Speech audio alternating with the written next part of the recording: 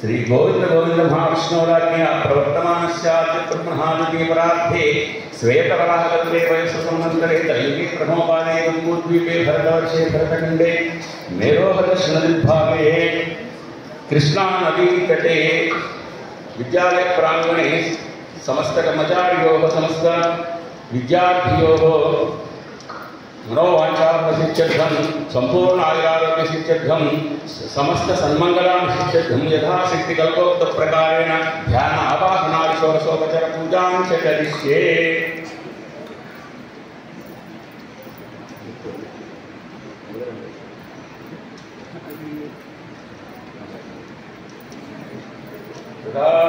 तदङ्गकलशाराधनौ करिष्ये।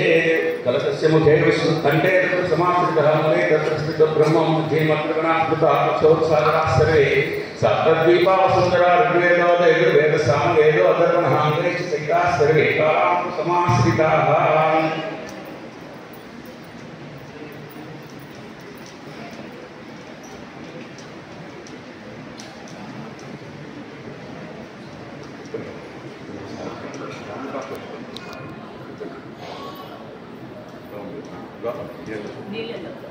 गंगे जमुने जयवा गोदावरी सरस्वती नर्मदे सिंधु कावेरी जलोऽस्मिन् सन्निधिं कुरु।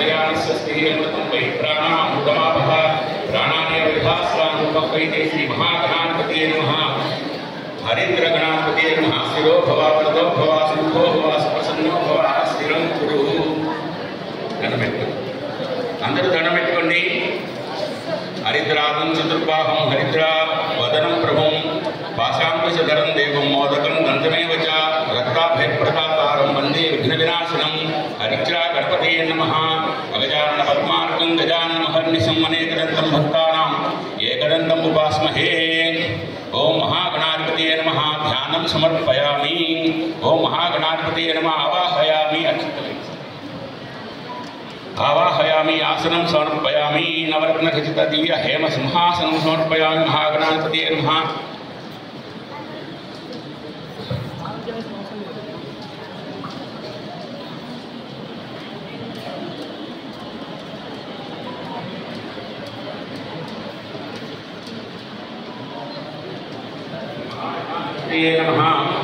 पादयोपाद्यं समर्पयामि श्री महागणाधिपतये नमः। श्रियोपाद्यं समर्पयामि श्री महागणाधिपतये नमः। मुख्याचमनीयं समर्पयामि।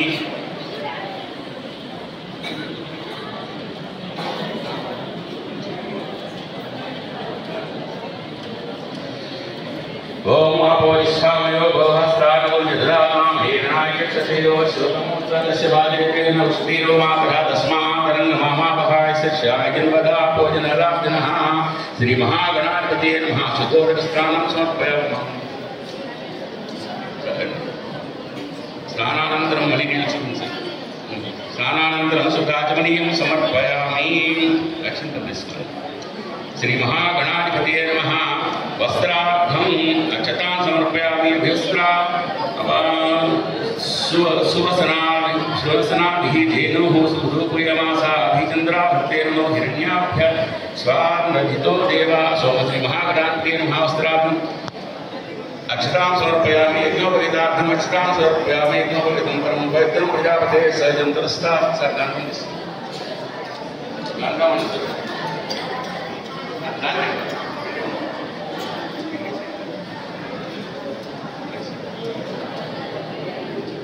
श्री महागणाधिपतये नमः श्रीगंधं समर्पयामि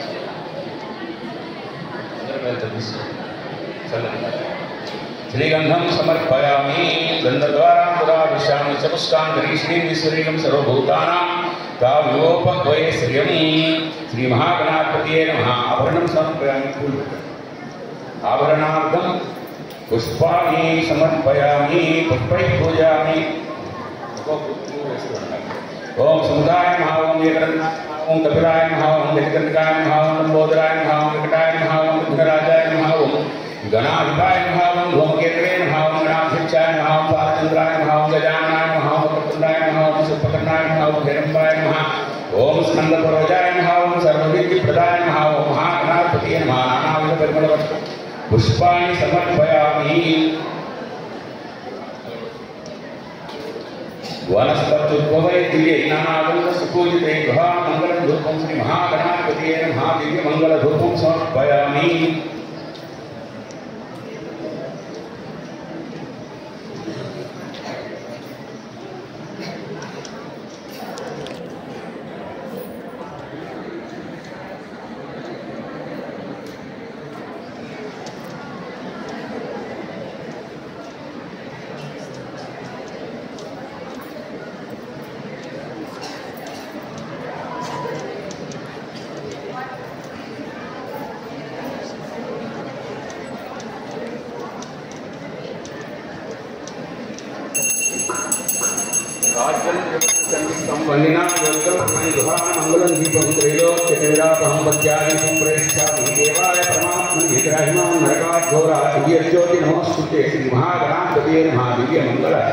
दीपं दर्शयामि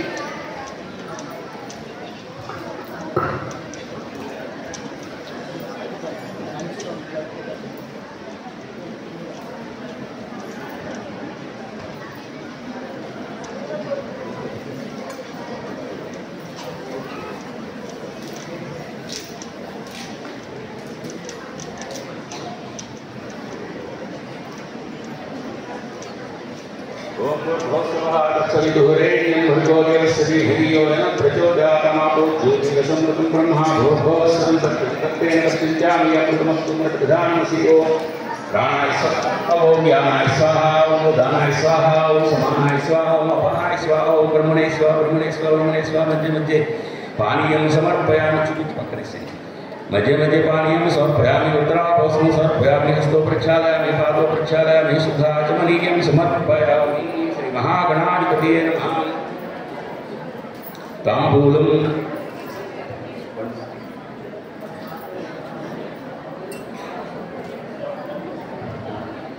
भोगीफलस्य कर्पूरे नागवल्लीर्दलैतं मुक्ताचूर्णसमायुक्तं ताम्बूलं प्रतिगृह्यतां श्री महागणाधिपतये नमः ताम्बूलं समर्पयामि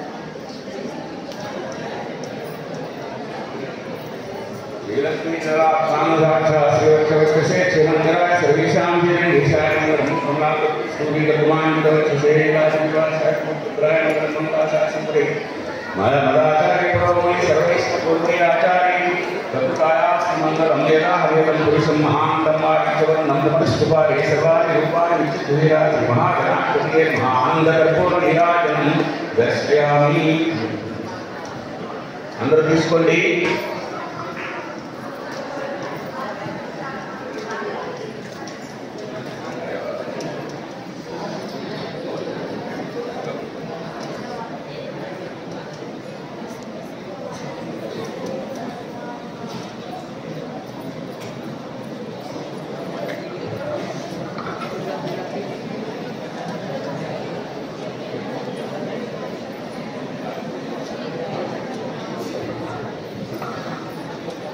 श्री महागणाधिपते नमः. यदा स्थानम् उपह्वयति यदा हवेदं पुरुषं महान्तं आदित्यवर्णं तमस्तु पारे.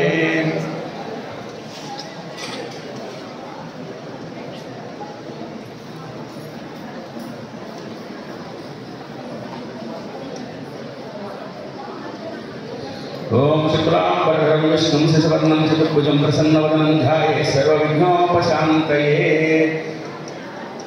श्री गोविंद गोविंद महाविष्णुराज्ञा प्रवर्तमानस्याद्य ब्रह्मणः द्वितीयपरार्धे श्वेतवराहकल्पे वैश्वतमनन्तरे कलियुगे ब्रह्मोपारे जम्बूद्वीपे भरतवर्षे भरतखण्डे मेघोः दर्शनविद्भागे कृष्णानदीतटे विद्यालयप्राङ्गणे स्थिते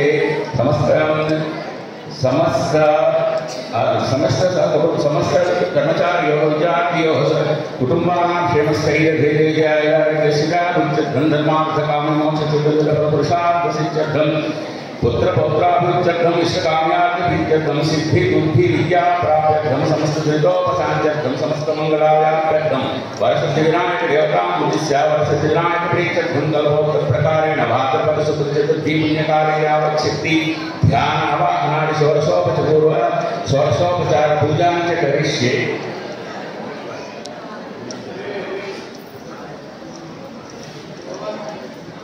अंदर దండం పెట్టుకోండి. భవసంచిత పాపో విధ్వంసన విచక్షణం విఘ్నాంధకారభాస్వంతం విఘ్నరాజమహం భజే కదంతం సూర్పగణ్ణం గజవక్తం చతుర్భుజం పాశాంకురధరం దేవం ధ్యాయే సిద్ధివినాయకం వర్తమం గణనాథస్యావతం సంవత్సరం శుభం భక్తాభీష్టప్రదం తస్మాత్ ధ్యాయేత్ విఘ్నవినాయకం ధ్యానం ధ్యాయేత్ గజాననం దీపం తప్తకాంచన సన్నిభం వినాయక స్వామినే నమః ధ్యాయామి.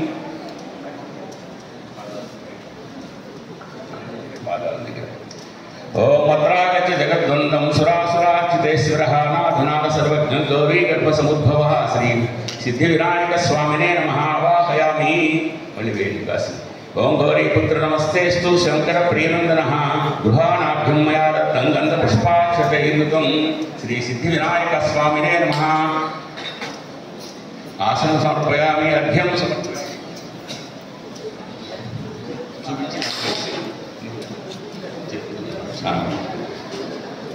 पादाలు చూడండి. గజవక్ర సంస్థేస్తు సర్వాభీష్ట ప్రదాయక భక్త్యాం పాద్యం మయా దత్తం గృహాణ జగదానః శ్రీ వరసిద్ధి వినాయక స్వామినే నమః. పాద్యం సమర్పయామి. ఓం ఆచమనీయం నాథనాథ సర్వజ్ఞ గీరవాణ పూజితః స్వహాణమాచమనం దేవాభ్యం దత్తం మయా ప్రభో శ్రీ వరసిద్ధి వినాయక స్వామినే నమః. ఆచమనీయం సమర్పయామి.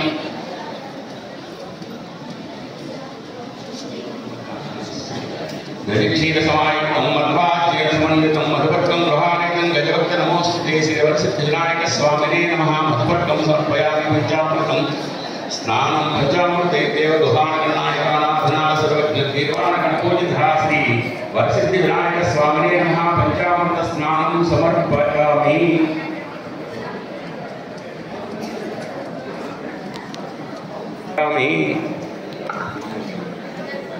शुद्धोदक स्नानं गंगादि सर्वतीर्थेभ्यः आहुतैः अमलैर्जलैः स्नानं कुरुष्व भगवान्. उमापुत्र नमोस्तुते श्री गणपति देवो नमः. शुद्धोदक स्नानं समर्पयामि. स्नानानन्तरं सुमलि नीळु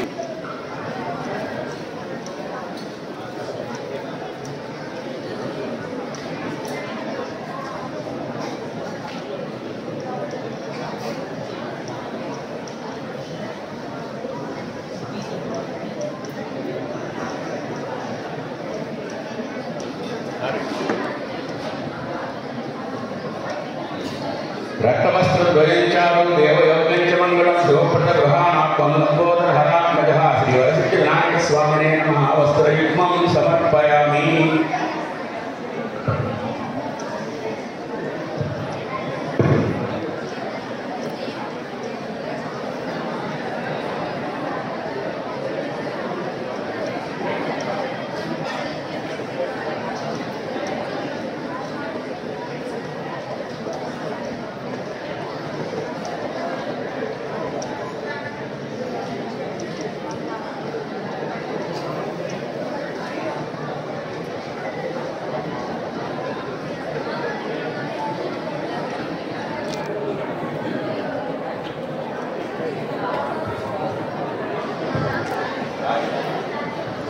आदितं ब्रह्मसूत्रञ्च पाञ्चनञ्चोत्तरीयं गृहादेवसर्गं भक्तानां विश्वदायकं श्रीवरसिद्धिविनायकस्वामिने नमः। यज्ञोपवीतं समर्पयामि। यज्ञोपवीतं ब्रह्मं पवित्रं प्रजापतेः सहजं पुरस्तात् आयुष्यमग्नं परमञ्च शुभ्रं यज्ञोपवीतं परमस्तु तेजः।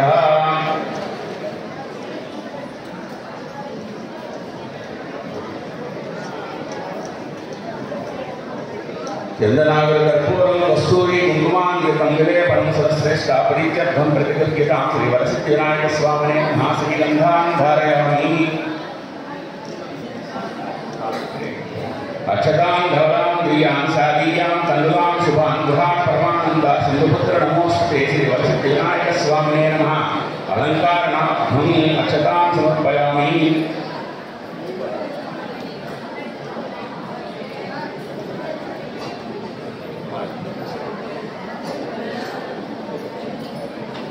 सुगंधानि च पुष्पाणि जाति कुन्दमुखानि च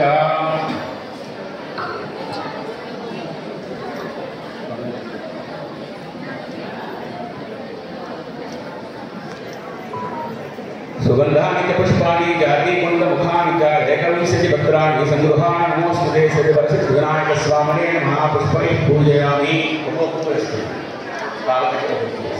ओम अंदर ओम पार्वती नंदनाय नमः। पादौ पूजयामि। ओम गणेशाय नमः। जुल्फौ पूजयामि। ओम जगद्धात्रे नमः। जंघे पूजयामि। ओम जगद्वल्लभाय नमः। जानुनी पूजयामि। ओम उमापुत्राय नमः।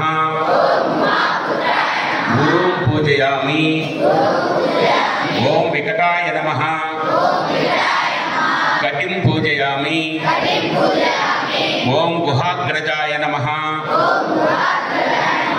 गुह्यं पूजयामि। ओम महोत्तमाय नमः।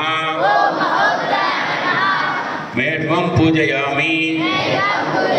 ओम नाथाय नमः। नाभिं पूजयामि। ओम उत्तमाय नमः। उदरं पूजयामि। ओम विनायकाय नमः। वक्षस्थलं पूजयामि। ओम पाचिश्चिदे नमः।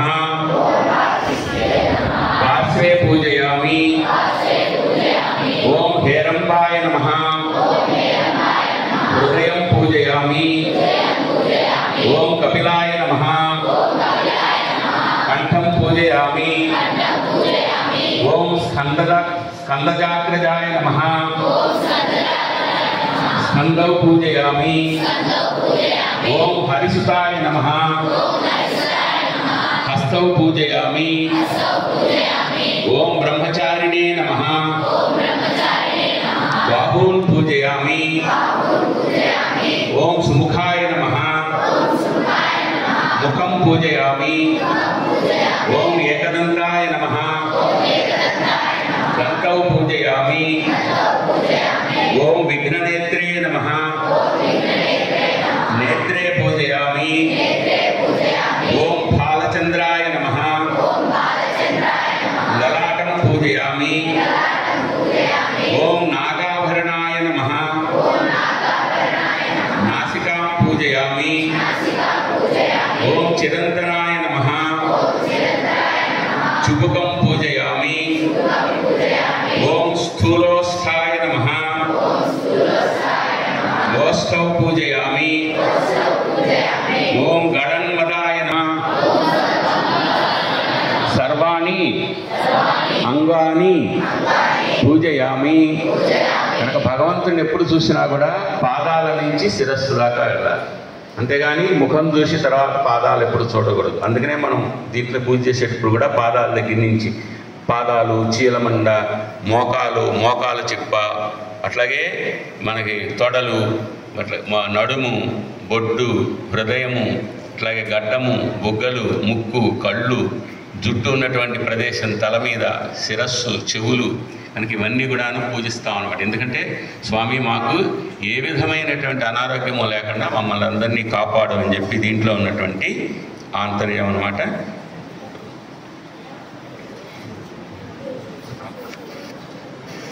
వర్షాకాలం, శ్రావణ భాద్రపదాలు వర్షాకాలం. శ్రావణ మాసం అయిపోయింది, భాద్రపద మాసం వచ్చింది, 4వ రోజు. ఈ వర్షాకాలంలో మనుషులు కానీ, జంతువులు కానీ, పశువులు కానీ ఏదైనా సరే తనను తాను రక్షించుకోవాలి అంటే ప్రకృతి మీద ఆధారపడాలి. ప్రకృతిలో ఉన్నటువంటి 21 రకాలైనటువంటి ఔషధ విలువలు కలిగినటువంటి ఆకులతో స్వామిని పూజ చేయటం అంటే మనల్ని మనము కాపాడుకోవటం. ఏ అనారోగ్యం లేకుండా ఒక్కొక్క ఆకుకి కూడా, ఒక్కొక్క చెట్టుకి కూడా ఒక్కొక్క రకమైనటువంటి ఔషధ విలువ ఉంటుందన్నమాట. నేరేడు, మారేడు, నెలవంక అంటే జాజి కానీ, మల్లె కానీ ఏదైనా ఉండొచ్చు. మామిడి, దుర్వారం, గడ్డి అన్నమాట. అంటే ఉత్తరేణి, రావి, అట్లే రేగి, అట్లే గిల్లేరు, అంటే ఇవన్నీ కూడాను, ఉమ్మెత్త, ఇవన్నీ కూడా ఔషధ విలువ కలిగినటువంటి వాటితో స్వామిని పూజ చేయడం అంటే వీటి ద్వారా వచ్చేటువంటి ఆక్సిజన్ వాతావరణంలో కలిసి మనందరికీ కూడా మంచి చేస్తుందని పెద్దల యొక్క భావన.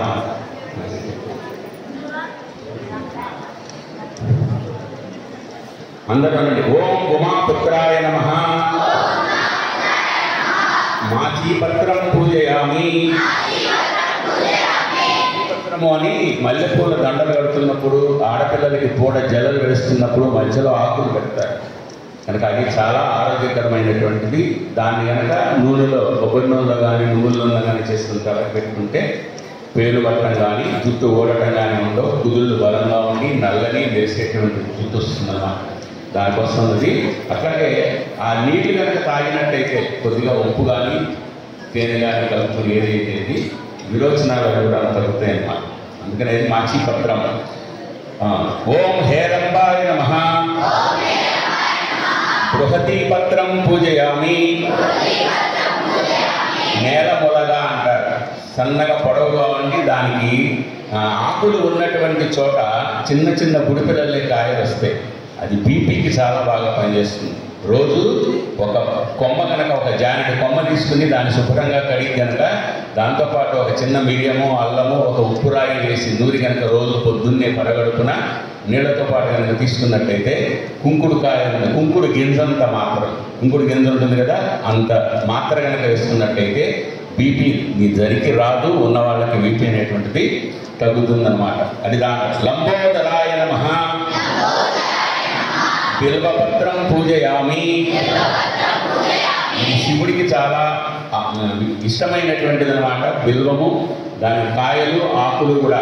బిల్వ ఆకులు కనుక దొరికినట్టయితే రోజు రాత్రిపూట మనం తాగేటువంటి నీళ్ళల్లో వేసుకుని ఉదయం పూట కనుక ఆ నీళ్ళు కనుక తాగినట్టయితే మన శరీరంలో ఉన్నటువంటి అనేక 50 రోగాలకి సమాధానం చెబుతుంది అని ఆయుర్వేద శాస్త్రంలో దాని మీద చెప్పబడింది అన్నమాట. దాన్ని మనం మారేడు అంటాం, బిల్వపత్రం అంటే.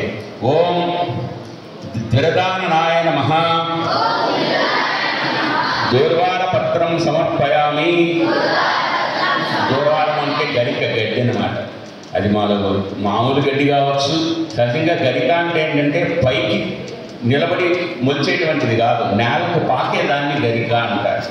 అది చాలా ఆరోగ్యం. వేళ్లతో సహా దాన్ని తీసుకుని పచ్చిది బాగా కడిగి కనుక దాన్ని పచ్చడి, పూర్వం మా చిన్నతనంలో అవే పచ్చళ్ళు పెట్టేవాడు. తింటే ఏంటంటే నీకు ఆరోగ్యం కలుగుతుంది, B12 వస్తుంది మనందరికీ. ఏదైతే ఈ రోజుల్లో మనము లోపం అనుకుంటున్నామో అది గరిక వల్ల వస్తుంది. ఇప్పుడు మన వాళ్ళు చెబుతున్నారు గోధుమ గడ్డి తినండి అని, మీకు బాగా రక్తం పడుతుంది అని. అదే విషయం, దానికి దీనికి ఏ విధమైనటువంటి తేడా లేదు. అదిగా అది దూర్వారం అంటాం అన్నమాట. ఓం ధూమకేతవే నమః దత్తూర పత్రం సమర్పయామి. దత్తూరం అంటే ఉమ్మెంత పువ్వు అనమాట. ఉమ్మెంత చూసాక తెల్లగా పూలు ఉండి మనకి మైకు గొట్టాలలాగా ఉంటాయి అన్నమాట. పెద్ద పెద్ద ఆకులు ఉంటాయి, ముళ్ళ ముళ్ళ కాయలు ఉంటాయి. కనుక దీపావళి రోజుల్లో ఆ కాయల్ని రెండుగా మధ్యలో కోసి దీపాలు వెలిగించడం జరుగుతుంది. అది కూడాను విరోచనాలకి వాంతులకి చాలా బాగా పనిచేస్తుంది అనమాట. అట్లాగే కీళ్ళ నొప్పులు కూడాను ఆ ఆకుల్ని కనుక చక్కగా మరిగించేసేసి దాంట్లో తేనె కలుపు కనుక తాగినట్టయితే కీళ్ళ నొప్పులు మనకి వస్తుంది కదా, ఏదో ఒక జ్వరం వస్తుంది, ఆ జ్వరాలకు కూడా బాగా ఉపయోగపడుతుంది. అయితే మనంతటా మనం చేయటం కాదు, ఎవరైనా తెలిసిన వాళ్ళ ద్వారా జాగ్రత్తగా చూసుకోవాలి. ఓం బృహతే నమః బదరీపత్రం పూజయామి.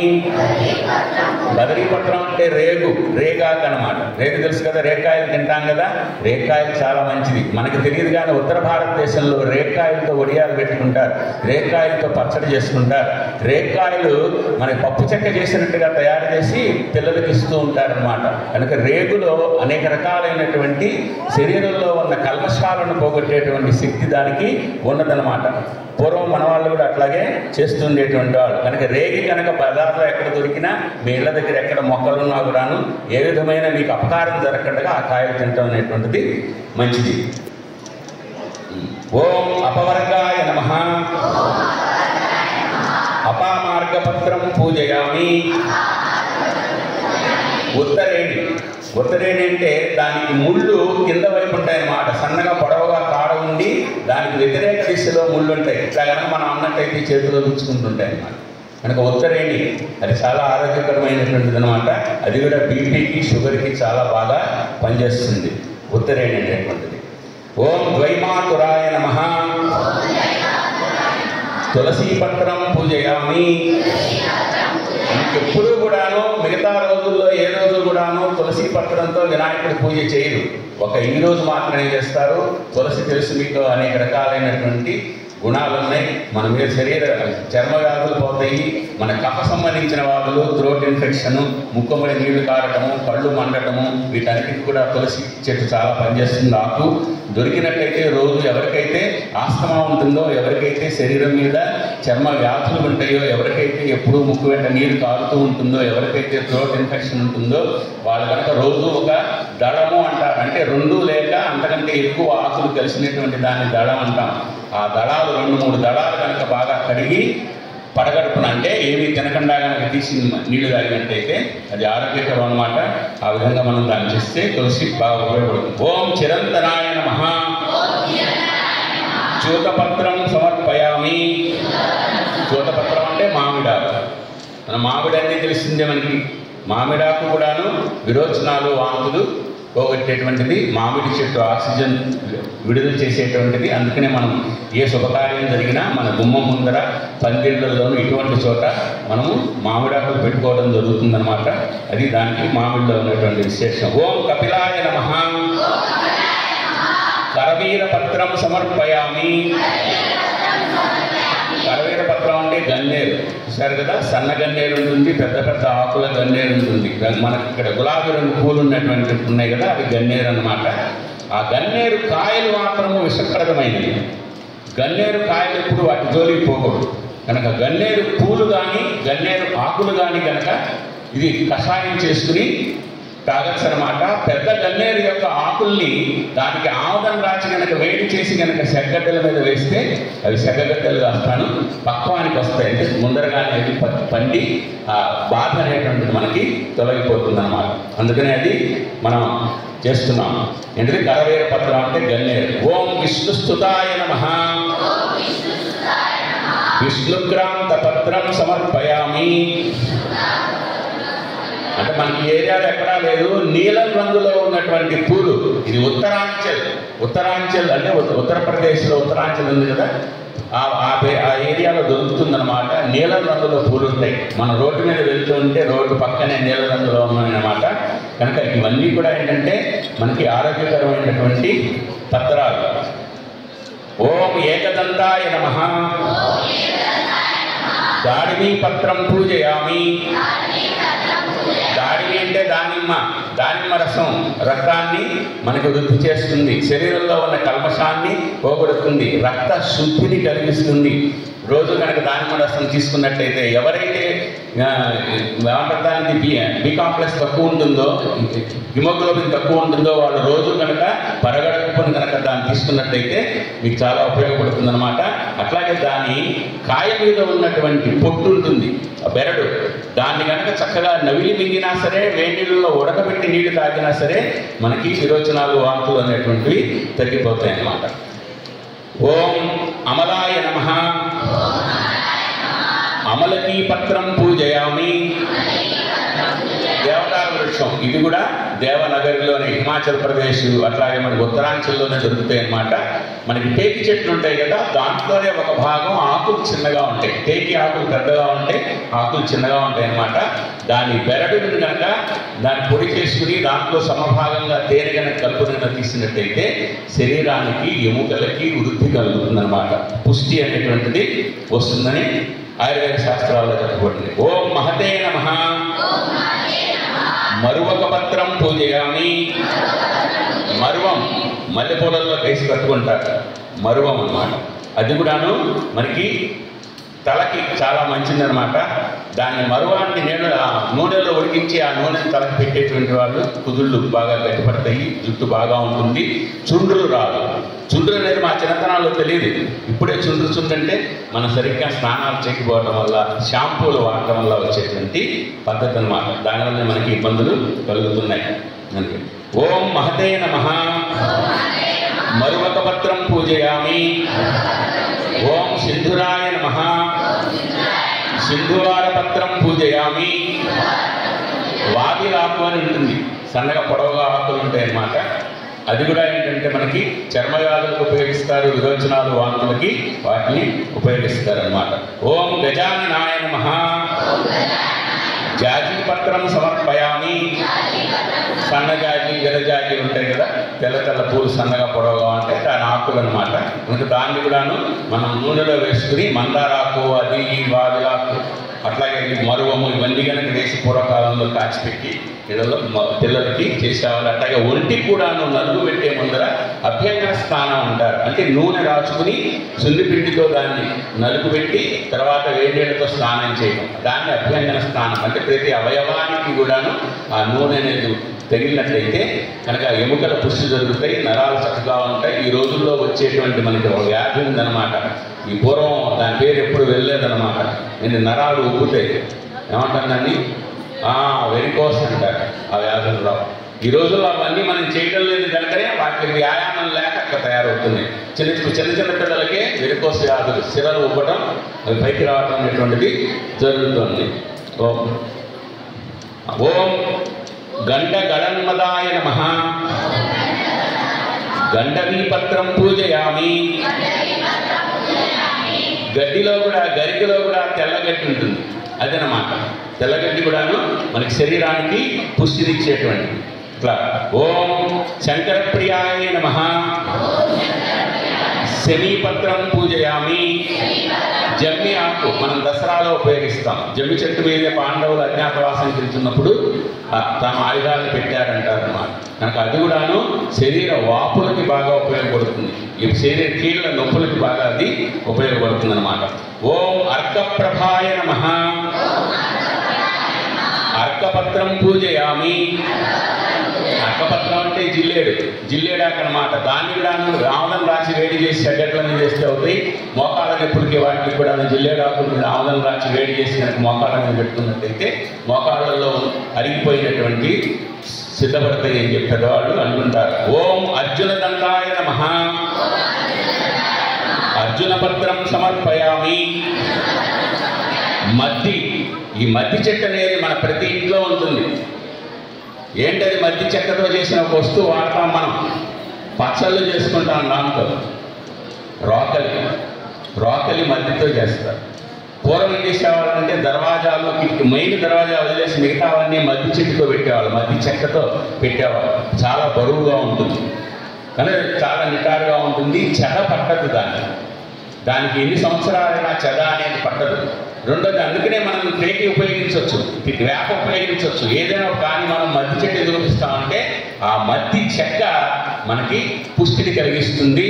మెదడులో ఉన్నటువంటి, శరీరంలో ఉన్నటువంటి ఏ కణమైనా సరే వారం రోజుల్లో పుడుతుంది, వారం రోజుల్లో చస్తుంది.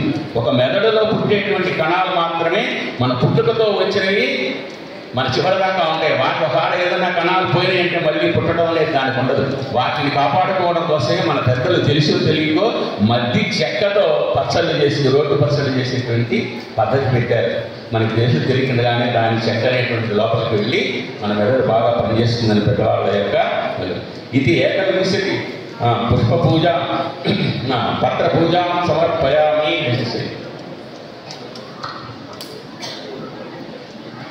गणपते महापुनाट पुष्पं समर्पयामि, महागणपते महामंदार पुष्पं समर्पयामि, धीरगणपते महाकारिणी पुष्पं समर्पयामि, विश्वक्सेन गणपते महावक्र पुष्पं समर्पयामि, आमोद गणपते नमः अमृणानां पुष्पं समर्पयामि, प्रमदगणपते महापाटली पुष्पं समर्पयामि, रुद्रगणपते नमः द्रोण पुष्पं समर्पयामि, विद्यागणपते नमः दत्तूर पुष्पं समर्पयामि, गणपते नमः चंपक पुष्पं समर्पयामि, दुर्गणपते नमः रसाल पुष्पं समर्पयामि, कामितार्थप्रद गणपते नमः केतकी पुष्पं समर्पयामि, सम्मोह गणपते नमः माधुरी पुष्पं समर्पयामि, विष्णु गणपते नमः सम्यक् पुष्पं समर्पयामि, ईश गणपते नमः अर्क पुष्पं समर्पयामि, गजास्य गणपते नमः कलहार पुष्पं समर्पयामि, सर्वसिद्धि गणपते नमः सेवांतिका पुष्पं समर्पयामि, वेद गणपते नमः बेलव पुष्पं समर्पयामि, कंदर्प गणपते नमः करवेल पुष्पं समर्पयामि, उच्चिष्ट गणपते नमः कुंद पुष्पं समर्पयामि, ब्रह्म गणपते नमः पारिजात पुष्पं समर्पयामि, मोक्षज्ञान गणपते नमः जाति पुष्पं समर्पयामि।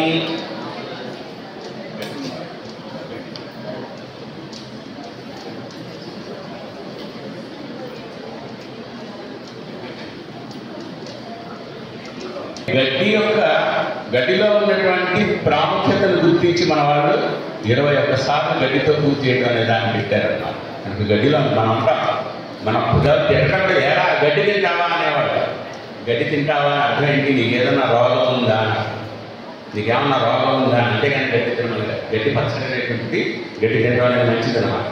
ఓం గణాధిపాయ మహా దుర్వాయుగ్మం పూజయామి, ఓం పాశాంకుశధరాయ మహా దుర్వాయుగ్మం సమర్పయామి, ఓం అఖ్వాహనాయ మహా దుర్వాయుగ్మం సమర్పయామి, వినాయకాయ మహా దుర్వాయుగ్మం సమర్పయామి, ఈశపుత్రాయ మహా దుర్వాయుగ్మం సమర్పయామి, సర్వసిద్ధిప్రదాయ మహా దుర్వాయుగ్మం సమర్పయామి, ఏకదంతాయ మహా దుర్వాయుగ్మం సమర్పయామి, ఓం విభక్త్రాయ మహా దుర్వాయుగ్మం సమర్పయామి, మూషికవాహనాయ మహా దుర్వాయుగ్మం సమర్పయామి, కుమార గ్రహే మహా దుర్వాయుగ్మం సమర్పయామి, గర్వనాయ మహా దుర్వాయుగ్మం సమర్పయామి, బ్రహ్మచారిణే నమః दुर्वायुग्मं समर्पयामि, मोदकस्काय महादुर्वायुग्मं समर्पयामि, सुरश्रेष्ठाय महादुर्वायुग्मं समर्पयामि, विघ्नास्काय महादुर्वायुग्मं समर्पयामि, कपित्थफलप्रदाय महादुर्वायुग्मं समर्पयामि, यजुर्भाय महादुर्वायुग्मं समर्पयामि, सुप्रसन्नाय महादुर्वायुग्मं समर्पयामि, सुराग्रजाय महादुर्वायुग्मं समर्पयामि, उमापुत्राय महादुर्वायुग्मं समर्पयामि, स्कंदप्रियाय महादुर्वायुग्मं समर्पयामि, सिद्धिविनायक स्वामिने महानानाविध परिमल पत्र पुष्पाणि दूर्वां समर्पयामि, अष्टोत्तर शतनामावली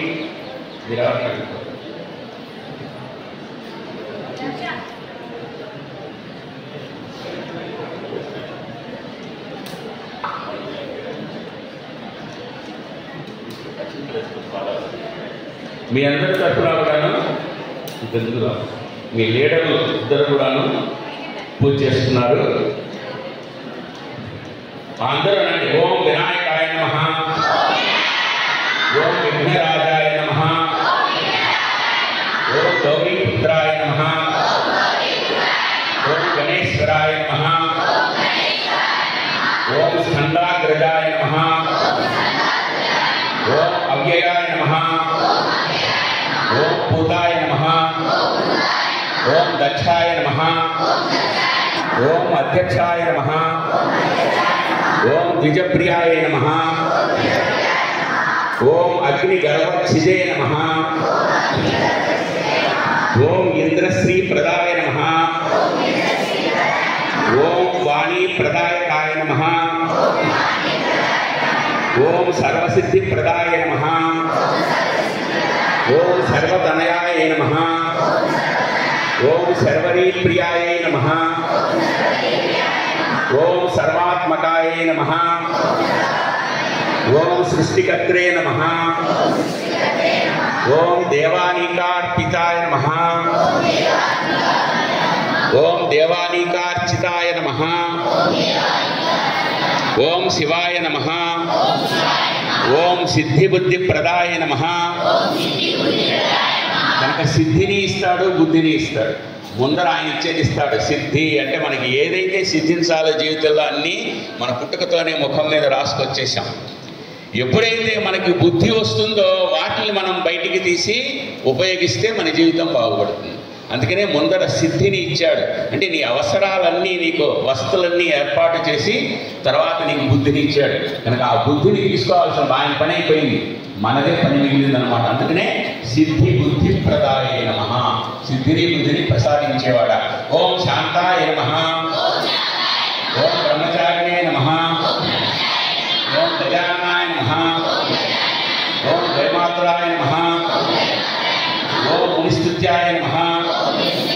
ఓం ఏకదంతాయ నమః. ఓం చతుర్బాహవే నమః. ఓం చతురాయ నమః. ఓం శక్తి సంయుతాయ నమః. ఓం ఉత్తరాయ నమః. ఓం శూర్పకర్ణాయ నమః. ఓం హరయే నమః. ఓం కావ్యాయ నమః. ఓం బ్రహ్మ విద్యుత్ మాయాయ నమః. ఓం గ్రహపతయే నమః. ఓం కామినే నమః. ఓం సోమ సూర్యాగ్నిలోచనాయ నమః. ఓం పాశాంకుశధరాయ నమః. ఓం చండాయ నమః. ఓం గుణాతీతాయ నమః. ఓం నిరంజనాయ నమః. ఓం అకల్మషాయ నమః. ఓం స్వయం సిద్ధాయ నమః. ఓం సిద్ధార్చిత పదాంబుజాయ నమః. ఓం బీజాపూర ఫలాసక్తాయ నమః. ఓం శాశ్వతాయ నమః. ఓం కృతినే నమః. ఓం ద్విజప్రియాయ నమః. ఓం గీతభయాయ నమః. ఓం గదిసే నమః. ఓం చక్రిణే నమః. ఓం ఇక్షుచాపధృతే నమః. ఓం శ్రీదాయ నమః. ఓం అజాయ నమః. ఓం ఉత్పలకరాయ నమః. ఓం శ్రీపతి స్తుతి హర్షితాయ నమః. ఓం కులాద్రిభేత్రే నమః. ఓం జటిలాయ నమః. ఓం చంద్రచూడాయ నమః. ఓం అమరేశ్వరాయ నమః. ఓం నాగయజ్ఞోపవేతయే నమః. ఓం కలికల్మషనాశనాయ నమః. ఓం స్థూలకంఠాయ నమః. ఓం స్వయంకర్త్రే నమః. ఓం సామఘోషప్రియాయ నమః. ఓం పరాయ నమః. ఓం స్థూలతుండాయ నమః. ఓం అగ్రణ్యాయ నమః. ఓం ధీరాయ నమః. ఓం వాగీశాయ నమః. ఓం సిద్ధిదాయకాయ నమః. ఓం బిల్వప్రియాయ నమః. ఓం కాంతాయ నమః. ఓం పాపహారిణే నమః. ఓం సమాహితాయ నమః. ఓం ఆశ్రిత శ్రీకరాయ నమః. ఓం సౌమ్యాయ నమః. ఓం భక్తవాంఛితదాయకాయ నమః. ఓం శాంతాయ నమః. ఓం అచ్యుతాయ నమః. ఓం అచ్యుతార్ప్యాయ నమః. ఓం కైవల్యాయ నమః. ఓం సచ్చిదానంద విగ్రహాయ నమః. ఓం జ్ఞానినే నమః. ఓం దయాయుక్తాయ నమః. ఓం దాంతాయ నమః. ఓం బ్రహ్మద్వేష వివర్జితాయ నమః. ఓం ప్రమత్త దైత్య భయదాయ నమః. ఓం వ్యక్తమూర్తయే నమః. ఓం అమూర్తిమతే నమః. ఓం సర్వలావణ్య సుధారహిత మన్మథ విగ్రహాయ నమః. ఓం సమస్త జగదాధారాయ నమః. ఓం మాయినే నమః. ఓం మూషకవాహనాయ నమః. ఓం రమార్చితాయ నమః. ఓం విధయే నమః. ఓం శ్రీకంఠాయ నమః. ఓం విభుదేశ్వరాయ నమః. ఓం చింతామణిద్యుపతయే నమః. ఓం పరమాత్మనే నమః. ఓం గజాననాయ నమః. ఓం హృష్టాయ నమః. ఓం తుష్టాయ నమః. ఓం ప్రసన్నాత్మనే నమః. ఓం సర్వసిద్ధి ప్రదాయకాయ నమః. సర్వం శ్రీ గణాధిపతి చరణార వినియోగ సమర్పయామి.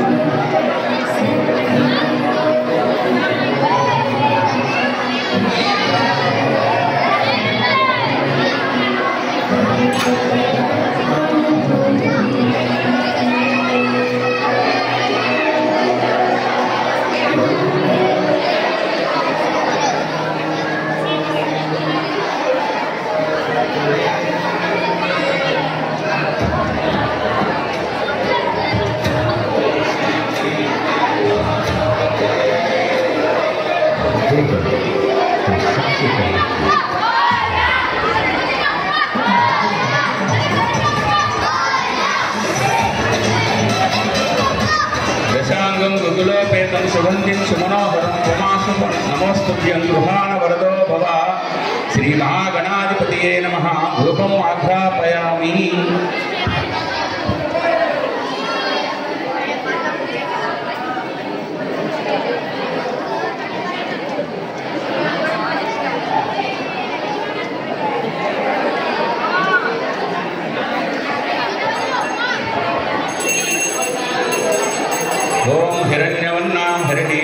रजतस्रजाम् इन्द्रां हिरण्मयीं लक्ष्मीं जातवेदो ममावहासाद्यन्त्रिवर्ति संयुक्तं वन्दिना योजितं प्रियं गृहाण मङ्गलं दीपं त्रैलोक्यतीरापहं भक्त्या दीपं प्रयच्छामि देवाय परमात्मने त्राहिमां नरकात् घोरात् दिव्यज्योति नमोऽस्तुते श्री वरसिद्धि विनायक स्वामिने नमः दिव्यमंगल दीपं दर्शयामि।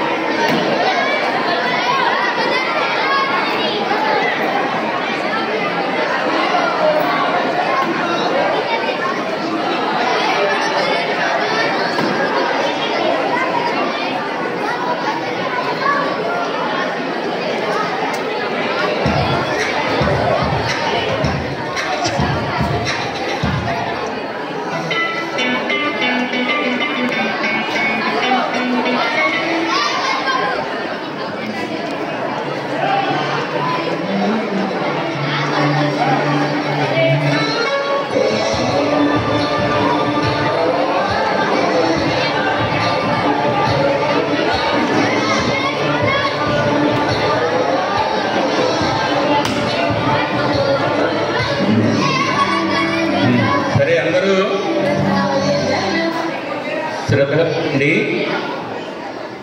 विनायक कथ कथ कथ అంటే అర్థం జరిగిపోయినటువంటిది భూతకాలాన్ని సూచించేటువంటి కథ. మనకి భారతదేశంలో అనేక రకాలైనటువంటి పుణ్యక్షేత్రాలు ఉన్నాయి. మనందరికీ తెలిసింది బెనారస్ డ్రాయింగ్ కదా. అట్లాగే ఇక్కడ మన ఉన్నటువంటి భద్రాచలం, శ్రీశైలము, అన్నవరము, సింహాచలము. అట్లాగే ఇక్కడికి వచ్చినట్టయితే మనకి యాదాద్రి తెలంగాణలోకి వస్తే, అట్లాగే మనకి సమ్మక్క తక్క. అంటే ఇవన్నీ కూడాను ఎవరు దేవతలు ఏ రూపంలో ఉన్నా కూడా ప్రజల యొక్క ప్రకృతి యొక్క సౌభాగ్యం కోసమే. అట్లాగే ఉత్తర భారతదేశంలో ఉత్తరాంచల ఉన్నటువంటి నైమిష అనే అరణ్యం. నైమిష వినాలి, కూర్చో, ఎవరు మాట్లాడద్దు. నైమిషారణ్యంలో ఋషులు ఉంటారన్నమాట. ఆ ఋషులందరూ కూడాను చాలా తపశ్శక్తి సంపన్నులు. మనకి ఈ మధ్య కాలంలోనే మనకి మహాకుంభమేళ అని అలహాబాద్లో జరిగింది. అక్కడికి జటాధారులైనటువంటి నగ్నమునులు వచ్చారు. నాగమునులు అంటారు వాళ్ళని. వాళ్ళందరూ కూడా లక్షల సంఖ్యలో వచ్చారు.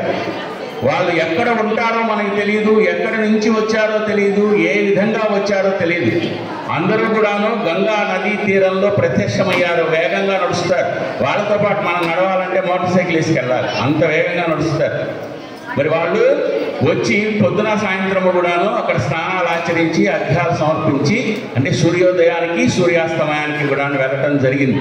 దాని మీద ఇతర దేశస్తులు కూడా అనేక మంది ఆశ్చర్యపోయారు. ఏమిటి ఈ మునులు ఎక్కడి నుంచి వచ్చారు? సైకిల్ మీద రాలేదు, రిక్షాలో రాలేదు, ఆటోలో రాలేదు, కారులో రాలేదు, విమానంలో రాలేదు, రైల్లో రాలేదు, బస్సులో రాలా, గుర్రబండి మీద రాలా. అదే భారతదేశంలో ఉన్నటువంటి విశిష్టత.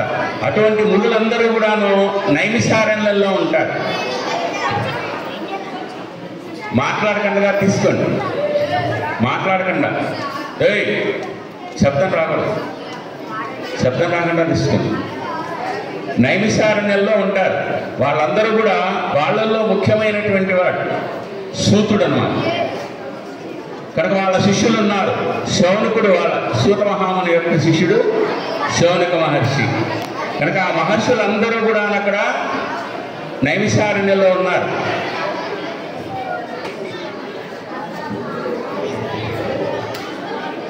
మాట్లాడకుండా తీసుకోవాలి. శబ్దం రాకూడదు. పై వినపడుతుందా?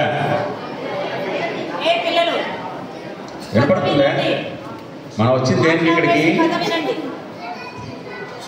వాళ్ళు ఇస్తారు మీకు, ప్రశాంతంగా కూర్చోండి తీసుకుని, దానికి అరవాల్సిన అవసరం లేదు. నేర్చుకోవాలి ఇదే, ఇటువంటి పండుగలు చేసుకోవడంలో నేర్చుకునేవి ముందర అదే క్రమశిక్షణ. అట్లాగే మాట్లాడకుండా ఉంటాం, చెప్పినప్పుడు వింటే అది మీకు అర్థమవుతుంది. అర్థమైతే మన జీవితంలో అది మనకి ఉపయోగపడుతుంది. కనుక సూత మహర్షి వచ్చాడు, ఆయన శిష్యులందరూ ఉన్నారు అక్కడ. ఆయనని అడిగారు, గురువర్య, ప్రజలు అనేక రకాలైన ఇబ్బందులు పడుతున్నారు కదా, పడుతున్నట్లయితే వాళ్ళందరూ కూడా ఏ విధమైనటువంటి వ్రతము లేక యజ్ఞాన్ని ఆచరిస్తే వాళ్ళ ఈతి బాధలు అంటారు, రోజు మనం పడే కష్టాలు, ఉద్యోగం లేకపోవటం, తిండి లేకపోవటం, కట్టుకోవటానికి బట్ట, ఉండటానికి ఇల్లు, అట్లాగే భేదాలు, ఇవన్నీ కూడా ఈతి బాధలు అన్నమాట. ఒకళ్ళొకళ్ళకి పడకపోవటం, శత్రుత్వము, వీటిలన్నీ పోవాలంటే ఏం చేయాలి అని అడిగితే అప్పుడు ఆయన చెప్తాడు. కనుకది గణేష్ చతుర్థి వ్రతము అనేటువంటిది ఉంది. దాన్ని కనుక ఆచరించినట్లయితే తప్పనిసరిగా మనకు ఉన్నటువంటి ఈతి బాధలన్నీ కూడా తొలగిపోతాయి. అది ఒకళ్ళే కాదు, ఎవరైనా ఆచరించవచ్చు దాన్ని అని చెప్పి వాళ్ళకి చెప్పడం అనేటువంటిది జరుగుతుంది. ఈ విషయాన్ని ఎప్పుడైతే అన్ని సంపదలు కోల్పోయినటువంటి ధర్మరాజు కౌరవుల వల్ల అరణ్యవాసంకి వెళ్ళినప్పుడు నైమిషారణ్యానికి వెళ్తారు. అక్కడ శౌనకాది మునులను అడుగుతాడు, ఏమయ్యా మేము తిరిగి మా రాజ్య సంపద మాకు కావాలంటే ఏం చేయాలి అంటే విఘ్నేశ్వర వ్రతం చేయమంటాడు. ఎవరన్నా చేశారా అంటే ఇంద్రుడు చేశారు. ఇంద్రుడికి చాలాసార్లు ఆయన రాజ్యం పోయింది. పోయిన తర్వాత ఆయన వినాయక వ్రతం అనేది చేశాడు. కనుకనే తిరిగి ప్రతిసారి కూడా ఆయనకి ఆ దాని రాజ్య సంపదలు తిరిగి వచ్చాయి అని చెప్పి చెప్తాడు. కనుక ఈ విధంగా వినాయక వ్రతము అనేటువంటిది ఎప్పటి నుంచో ఉన్నది. అసలు వినాయకుడు అంటే ఎవరు? వినాయకుడు ఒక తల్లికి పుట్టినటువంటి వాడు కాదు, కేవలము ఒక ఊహా చిత్రం అన్నమాట, ఒక ఊహ సంబంధించినటువంటి వాడు. అంటే ఎప్పుడైతే గజాసురుడు అనేటువంటి రాక్షసుడు ఉండేవాడు, రాక్షసుల యొక్క తత్వం ఏంటంటే వాళ్ళు మనమైనా చూడండి, ఎవరైతే అభిమానిస్తారో, మన వాళ్ళు ఎవరైతే తిట్టారో, మన వాళ్ళు ఎవరిని ప్రేమగా చూసుకుంటారో వాళ్ళని మనం చులకనగా చూస్తాం, వాళ్ళ దగ్గరికే వెళ్తాం. మనకి సెలవు కావాలంటే హౌస్ మాస్టర్ కనుక స్ట్రిక్ట్గా ఉంటే ఏహెచ్ఎం దగ్గరికి వెళ్తాం, ఏహెచ్ఎం స్ట్రిక్ట్గా ఉంటే హెచ్ఎం దగ్గరికి వెళ్తాం. అట్లాగే ఎవరు వస్తారంటే బ్రహ్మ విష్ణు మహేశ్వరులలో బోలా శంకరుడు ఏమీ తెలియని వాడు అని అన్ని తెలుసు, కానీ అందరికీ ఇవ్వాలి అనుకునేటువంటి మనస్తత్వం కలిగినటువంటి శంకరుడి దగ్గరికి గజాసురుడు తపస్సు చేస్తాడు. శంకరుడి గురించి శంకరుడు ప్రత్యక్షమవుతాడు. ఏం కావాలంటాడు, నాకేం వద్దులేవా, నువ్వు వచ్చి నా ఉదరంలో ఉండు అంటాడు. ఉదరము అంటే పొట్ట. మరేముంది, వరం ఇచ్చిన తర్వాత ఉండాల్సిందే. వెళ్ళి ఆయన పొట్టలో ఉంటాడు. ఉన్న తర్వాత రోజులు గడిచిపోతూ ఉంటాయి. భర్త ఇంటికి రాలేదు, పార్వతి కష్టపడుతుంది, బాధపడుతుంది, తాను అనేక రకాల ప్రయత్నం చేసింది. ఆమెకు తెలిసిందనమాట ఇట్లా గజాసురుని యొక్క గర్భంలో ఉన్నాడని. వెంటనే విష్ణుమూర్తి ఇంది అన్న, వాళ్ళిద్దరూ అన్న చెల్లి. విష్ణుమూర్తి ఆమె నారాయణుడు, ఆమె నారాయణి. నారాయణుని యొక్క చెల్లెలు, అన్నా చెల్లెలు అనమాట. కనుక అన్న, మీ బావగారు ఇన్ని రోజుల మట్టి కనపట్టలేదు, ఇప్పుడు తెలిసింది నాకు గజాసురుని యొక్క ఆడని. ఆయనకి ఎన్నిసార్లు చెప్పినా కూడా రాక్షసులకు వరాలు ఇస్తాడు. వాళ్ళేమో ఇటువంటి వరాలు కోరి మాకు ఇబ్బందులు తెచ్చిపెడతారు. కనుక ఏ విధంగానైనా సరే నా పతిని నాకు దక్కింపచేయి అని అడిగితే అతను ఆలోచించి తను శివుని వాహనమైనటువంటి నందిని గంగిరెద్దుగా, అట్లాగే తనేమో గంగిరెద్దులు ఆడించేటువంటి వ్యక్తిగా, బ్రహ్మాది దేవతలందరినీ కూడాను తలా ఒక విశిష్టమైనటువంటి వాద్యయంత్రాన్ని ఇచ్చి గంగిరెద్దుతో పాటు వాళ్ళందరూ వాయించే విధంగా అందరూ గజాసురుడు ఉండేటువంటి గజాసురపురము అనేటువంటి నగరానికి వెళ్ళి అక్కడ గంగిరెద్దుల్ని ఆడిస్తున్నారు. మీరు ఎప్పుడన్నా గంగిరెద్దులు చూస్తుంటారుగా, ఎద్దుని బాగా అలంకరించి పైన వస్త్రకృతి చేత భంగిమని చెప్పి, కనుక అది గంగిరెద్దులు. అయితే అతనికి గంగిరెద్దుల ఆట చాలా ఇష్టం అన్నమాట గజాసురుడికి. ఈ విషయం తెలుసుకుంటాడు, ఎవరో వచ్చి ఇక్కడ గంగిరెద్దులను ఆడిస్తున్నారంటే చాలా ఇష్టం. మనకి ఇక్కడ చారీసార్ అని ఉండేవాళ్ళు, డీసీగా చేసి రిటైర్డ్ అయ్యారు. వారికి చెక్క భజన అంటే చాలా ఇష్టం.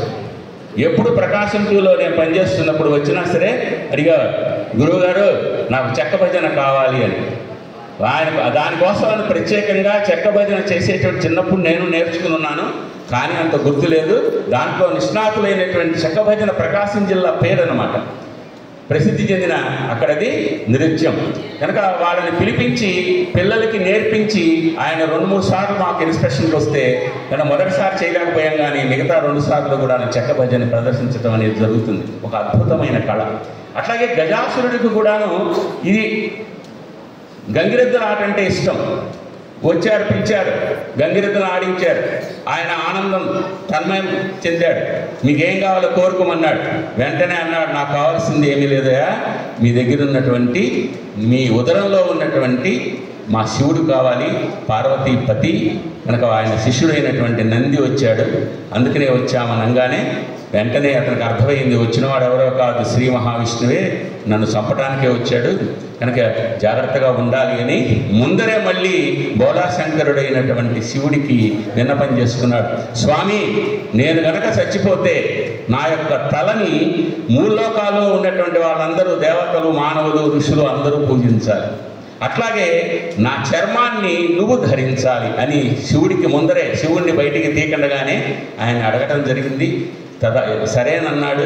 వెంటనే విష్ణువుకి చెప్పంగానే విష్ణువు నందిని ప్రేరేపిస్తే నంది గజాసురుని యొక్క పొట్టని చీల్చి దాని నుంచి శివుడిని కాపాడింది కనుక శివుడు అక్కడి నుంచి కూడాను ఆ గజాసురుని యొక్క చర్మాన్ని, శిరస్సుని కూడా తీసుకుని తన ఇంటికి బయలుదేరాడు. అయితే దేవతల వల్ల ఈ విషయం తెలుసుకున్నటువంటి పార్వతీదేవి చాలా ఆనందించింది. భర్తకి చక్కగా స్వాగతం చెప్పాలి అని స్నానం చేయడం కోసమని ఒంటికి నలుగు పెట్టుకుంది. సున్ని పిండిని ఒంటికి రాచుకుంటారు. ఆ రాస్తుండగా మధ్యలో మిగిలినటువంటి పిండిని ఏమీ తోచక ఒక చిన్న బొమ్మలాగా తయారు చేసింది. చాలా అందంగా తయారైంది. తన తండ్రి తనకిచ్చాడు, దేనికైనా సరే ప్రాణం పోసేటువంటి శక్తిని పార్వతీదేవి, పర్వతరాజు అని వెంటనే ఆ మంత్రాన్ని ఉపయోగించి, ఆ శక్తిని ఉపయోగించి ఆ బొమ్మకి ప్రాణం పోసింది. ఆ బాలుడిని గేటు దగ్గర నించోబెట్టి, నేను స్నానం చేయడానికి వెళ్తున్నానురా, ఎవరు వచ్చినా లోపలికి రానివద్దు అని వెళ్ళిపోయింది. ఈ లోపల శివుడు వచ్చాడు, భార్యని కలవాలి, చాలా కాలం అయిపోయింది, ఎంత బాధపడుతుందో. వెంటనే వస్తే ఈయన లోపలికి రానిలా. కోపోద్రిక్తుడైనటువంటి శివుడు తన శూలాగ్రము చేత ఈ అంటదానిది గణేశుని యొక్క, ఈ బాలుని యొక్క, అప్పటిగా గణేశుడు కాలేదు, బాలుని యొక్క శిరస్సును ఖండించాడు. లోపలికి వెళ్ళాడు. ఆమె ఇద్దరు కలిసి మాట్లాడుకుంటున్నారు. మాటల సందర్భంలో అనిపించింది, ఆమె చెబుతుందన్నమాట, అక్కడ బాలుడు ఉన్నాడని. అరే, నాకు తెలియదే, వాడిని నేను చంపేశానంటాడు.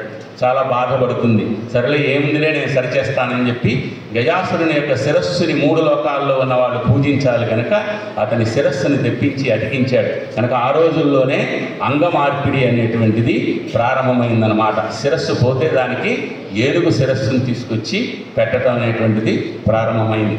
ఇక్కడ అక్కడి నుంచి ఆయన గజ ఆననుడు అని మొదలయ్యాడు. అంటే గజ అంటే ఏనుగు యొక్క, ఆననము అంటే ముఖము, శిరస్సుని ధరించినటువంటి వాడు కనుక గజాననుడు అనేటువంటిది ఆ బిడ్డకి నామం చేశారు. కనుక ఇట్లా కాలం గడుస్తుంది. కొంతకాలానికి కుమారస్వామి జన్మించాడు. కుమారస్వామి వీరుడు, శూరుడు, సూక్ష్మగ్రాహి. ఆయన వాహనము నెమలి. తెలుసు కదా నెమలి. మరి గణపతి వాహనం మూషిక అన్నమాట. కనుక అట్లా కుమారస్వామి జన్మించాడు. సరే, అందరూ బాగానే ఉన్నారు. ఏదైనా సరే విఘ్నాలకి అధిపతిని కావాలి, వాళ్ళని ఎన్నుకోవాలంటే ఏం చేయాలంటే, గణపతి అన్నాడు, నేనేనయ్యా పెద్దవాడిని, అందుకని నాకే ఇవ్వాలి అన్నాడు. కుమారస్వామి అన్నాడు, అన్నేమో వికృత రూపంలో ఉన్నాడు, ఆయన వాహనమేమో ఎలుక, నేను చూడు నాది ఆకాశంలో ఎగిరి ఎంత దూరమైనా వెళ్తాను, నెమలి వాహనము, నేను చాలా వేగంగా పనిచేస్తానన్నాడు. అసలు ఇట్లా కాదులే, 3 లోకాల్లో ఉన్నటువంటి కనుక ఈ అన్ని పుణ్యనదుల్లో కూడా స్నానం చేసేసి ఎవరైతే ముందర నా దగ్గరకు వస్తారో వాళ్ళకి ఈ స్థానం విఘ్నాధిపత్యం అని అంటాడు. సరే, వెంటనే ఆగమేఘాల మీద తన మయూఖ అంటే నెమలి వాహనం మీద ఆయన బయలుదేరుతాడు. మరి కురూపి అయినటువంటి, మరుగుజ్జువాడైనటువంటి, పెద్ద పొట్ట కలిగినటువంటి వాడు, ఏనుగు తొండం కలిగినటువంటి వాడు, చిన్న చిన్న కళ్ళు ఉన్నవాడు, కదలలేనటువంటి అనింద్యుడు అని పేరు కలిగినటువంటి మూషికము, ఎలుకని వాహనంగా కలిగిన వాడు ఏం చేయగలుగుతాడు? తండ్రి దగ్గరికి వెళ్ళాడు. తండ్రి గారు ఏం చేయమంటారు, మీరేమో అన్న తమ్ముడికి అట్లా చెప్పారు, వాడు వెళ్ళిపోయాడు, నేను ఎప్పుడు వెళ్ళాలి ఈ వాహనం మీద అంటే, పిచ్చివాడ, అన్నిటికంటే గొప్పది నారాయణ మంత్రం, అన్నిటికంటే గొప్పవాళ్ళు ప్రత్యక్ష దైవాలు తల్లిదండ్రులు. కనుక ఎవరైతే శ్రీమన్నారాయణ మంత్రాన్ని జపిస్తూ తల్లిదండ్రుల చుట్టూ గనక 3 ప్రదర్శనాలు చేస్తారో, ఇవి ఉన్నటువంటి 150 కోట్ల నదులలో కూడాను స్నానం చేసినటువంటి ఫలితాన్ని పొందుతారు అని చెప్పంగానే అక్కడే కావాలి మనం నేర్చుకోవాల్సింది. చెప్పంగానే చేయటం కాదు, శ్రద్ధ ఆసక్తి మనస్సు కలవాలి, భక్తి రావాలి. శ్రద్ధ ఆసక్తి మనస్సు 3 కలిస్తేనే భక్తి అన్నమాట. ఆ భక్తి రావాలి. భక్తి పూర్వకంగా అతను చేశాడు. భక్తి అంటే ఏంటంటే, మనం ప్రదర్శన చేస్తున్నప్పుడు మనకి దెబ్బ తగిలినా, ముళ్ళు గుచ్చుకున్నా, కొబ్బరి చెప్ప టెంక గుచ్చుకున్నా కూడాను తెలియనటువంటి స్థితిలో మనం ఉండాలి. ఎందుకంటే మిగతావన్నీ ఆయన చూసుకుంటాడు. అందుకని శ్రద్ధగా చేస్తాడు. చెయ్యంగానే అక్కడ ఆయన గంగానదిలో మునగడానికి వెళ్తుండగా కుమారస్వామి దిగుతున్నాడు మెట్లు, ఆయన నదిలోంచి లేచేస్తున్నాడు. విఘ్నేశ్వర్ చూశాడు, అరే ఏమిటి ఇట్లా జరిగింది అని. కనుక ఏ నదికి వెళ్ళినా అట్లాగే ఉంది. కుమారస్వామిలో ఉన్నటువంటి గర్వం పోయింది. ఎందుకంటే వెళ్లే ముందు అన్నాడు, మా అన్నగారు ఏముందండి, నడవలేడు, కురువుకి చిన్న వాహనము, పెద్ద పొట్టుంది అని నిందించాడు కదా. కనుక తన తప్పు తను తెలుసుకున్నాడు, నేను చాలా పొరపాటు చేశానని. తిరిగి వచ్చి కైలాసానికి కనుక శివుడితో అంటాడు, నాన్నగారు ఇది మా అన్నగారికి ఇవ్వండి, అతనే తగినటువంటి వాడు ఏం కాదు. అందుకనే చెప్పేది, తల్లిదండ్రులు మించిన దైవాల ప్రపంచంలో లేదు, ప్రత్యక్షమైనటువంటి దైవాలు. అందుకనే తల్లి తండ్రి గురువు తర్వాత మనం దైవాన్ని అనుకుంటాం. గురువు అంటే మనకి ఎవరైతే మంచి మార్గాన్ని చూపించారో వాళ్ళు గురువులు అన్నమాట. తల్లి తండ్రి గురువు తర్వాత 3వ వాడు దైవం అన్నమాట. కనుక ఆ దైవం మీద కూడా ఉండాలి. అంటే వెంటనే అతనికి గణాధిపత్యాన్ని ఇచ్చారు. ఆ రోజు నుంచి ఆయన పేరు గణాధిపతి గణేశుడు. గణానాం ఈశ అంటే గణములకు అన్నిటికీ కూడాను ఈశుడు అంటే ప్రభువు నాయకుడు అనమాట. ఎట్లా అయితే మీ హౌస్లకి లీడర్లు ఉన్నారో, స్కూల్ మొత్తానికి లీడర్లు ఉన్నారు, అట్లాగే ఆయన కూడాను ఆ గణాలన్నిటికీ కూడాను ఆ సంఘాలకి లీడర్గా ఉన్నాడు అన్నమాట. అధినాయకుడిగా ఉండటం అనేటువంటిది జరిగింది. అయిన తర్వాత ఈ గణాధిపత్యాన్ని ఎప్పుడు ఇచ్చాడు అంటే, భాద్రపద మాసంలో ఈ రోజున 4వ రోజు చవితి చతుర్థి అంటారు. ఈ రోజున ఆయనకి గణాధిపత్యాన్ని ఇవ్వటం అనేటువంటిది జరిగింది. జరిగిన తర్వాత ఆయన ఏం చేశాడంటే, మామూలుగా అందరూ ఎవరికైనా పుట్టినరోజు అయితే అందరూ చాక్లెట్లు పెడతారు, లడ్లు పెడతారు. కనుక అట్లాగే అందరూ ఆయనకి బాగా తినిపించారు. ఆయనకి చాలా ఇష్టమైంది బూరెలు, కుడుములు అన్నమాట. కుడుములు కనుక లడ్డు ఇవన్నీ కూడాను పొట్ట నిండా తిన్నాడు. తన ఎలుక్కి కొన్ని ఇచ్చాడు. తను 4 చేతులు ఉన్నాయి. నాకు కూడా అనిపిస్తుంటుంది, ఎప్పుడన్నా ప్రయోజనాలకు వెళ్ళినప్పుడు 4 చేతులు ఉంటే బాగుండేది కదా. కనుక 2 చేతులతో తినచ్చు, 2 చేతులతో తీసుకోవచ్చు. చూడ వాళ్ళు ఎంత దుర్మార్గులు, వాళ్ళు 4 చేతులు పెట్టుకున్నాడు, మనకు మాత్రం 2 చేతులు ఇచ్చారు. కనుక ఆ చేతులతో తీసుకుని ఆయన నడుస్తున్నాడు. నడవలేక తల్లిదండ్రుల ఆశీస్సులు తీసుకోవాలని చెప్పి, వంగటానికి పొట్ట వంగదు కదా. బాగా మనం అన్నం తిన్నాం అనుకోండి, అన్నం తింటే పొట్ట వంగదు. మనకి కంఠం కింద ఈ అస్థిపంజరం పైన గుంట ఉంటుంది. మనం ఆహారం అంతవరకే తీసుకోవాలి. ఇది కనుక తీసుకుని పేకల దాకా తిన్నామంటే మనకు ఆక్సిజన్ కావాలి. తిన్న తర్వాత ఆహారం అరగటానికి కూడా ఆక్సిజన్ కావాలంటే గాలి వెళ్ళే సందు ఉండాలి. అందుకనే అన్నారు, వరే గాలి వెళ్ళే సందున్నా అట్టే పెట్టరా అని. కొంతమంది ఏమంటారు, గాలి దూరే సందు కూడా లేదండి, నేను అట్లా తినేశానని కొంతమంది చమత్కారంగా అంటుంటారు. అప్పుడు మనకి సరిగ్గా ఆహారం అరగటం అనేటువంటిది జరుగుతుంది. కనుక అంత తీవ్రంగా ఎక్కువగా తినటం వల్ల వంగలేకపోయాడు. అప్పుడే బయటికి వస్తున్నటువంటి చంద్రుడు కాస్త దాన్ని చూశాడు. చూసి నవ్వాడు. ఎవరైనా నవ్వుతాడు. ఎవరన్నా ఇటువంటి దృశ్యాలు చూసినప్పుడు నవ్వటం అనే సహజం. నవ్వుతాడు. నవ్విన తర్వాత అందుకని నరుడి దృష్టికి నల్ల రాయైన పగులుని అంటారు. అంటే నరుడు దృష్టికి, మనిషి యొక్క దృష్టికి అన్నమాట. దృష్టి దాని నుంచి వికృతి పదం దిష్టి. మనకి ఏదన్నా పుట్టినరోజు జరగంగానే ఇంట్లో ఉన్న పెద్దవాళ్ళు అమ్మో ఏం చేస్తారు, మనకి దిష్టి తీసామంటారు. అంటే ఎదుటి వాళ్ళ యొక్క చూపులలో ఉన్న దోషాలను తొలగించడం కోసం ఉప్పుతో కానీ, మిరపకాయలతో కానీ, కర్పూరంతో కానీ, కొబ్బరికాయతో కానీ, మనకి ఎర్రనీళ్ళతో కానీ దిష్టి తీయడం జరుగుతుంది. అంటే దృష్టి అన్నమాట. దృష్టి పదానికి దిష్టి వికృతి పదం. అనే అతని పొట్ట తగిలి దాంట్లో అన్నీ బయటపడ్డాయి. చనిపోయాడు. వెంటనే ఆ కోపం వచ్చింది. కనుక చంద్రుణ్ణి శపించిందనమాట. కనుక నిన్ను చూసిన వాళ్ళకి నిలాపనిందలు వస్తాయి, అసలు నీవు ప్రకాశమే లేకుండా పోతుందనే మాట అంటే అతను ఏం చేయగలుగుతాడు? ఏమీ లేదు. ఇవే ఎప్పుడైతే ఈ శాపం ఇచ్చిందో అక్కడ ఋషులందరూ యజ్ఞాలు చేస్తున్నారు కనుక ఋషి పత్నుల మీద అపనింద వచ్చింది. అప్పుడు వాళ్ళందరూ ఋషులు దేవతలు అందరూ కలిసి బ్రహ్మగారి దగ్గరికి వెళ్ళారు.